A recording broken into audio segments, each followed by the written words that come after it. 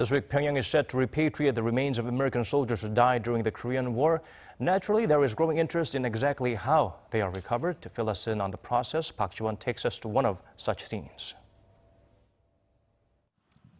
This is Seohwamyeon in the county of Injae-gun, Gangwon-do Province. This region, located beyond a civilian access control line and right next to the inter-Korean border, was the backdrop of one of the bloodiest battles in 1951.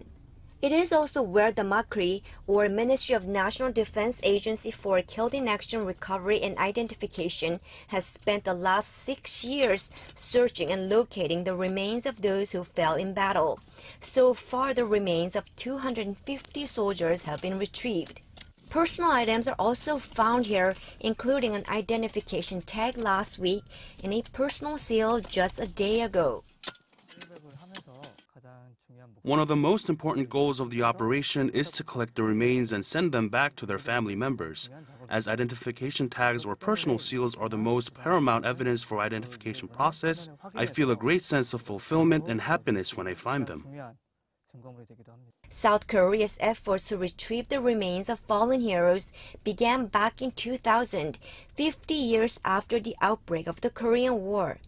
And in such efforts in 2007, the MACRI was officially launched. However, the task is far from being over. The remains of some 120,000 South Korean and some 8,000 U.S. soldiers who died during the Korean War still haven't been recovered.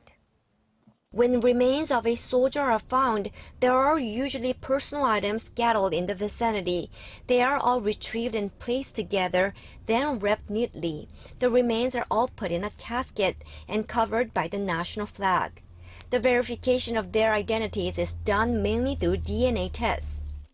The percentage of the remains being identified is just around 1% so far. Because we have only collected about 40,000 DNA samples of post-war descendants, the number of fallen heroes that can be identified stands at around 130,000.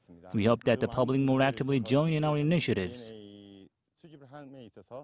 When remains of UN forces or Chinese soldiers are found, they are repatriated to their respective countries. And with the U.S., the defense agency has conducted several joint recovery operations for the past decade. However, South and North Korea haven't yet jointly worked to recover war remains, and the nation's defense ministry expressed its hope that the two Koreas could soon be able to cooperate on retrieving the remains from the war that has never ended. Park Ji-won, Arirang News, Injae.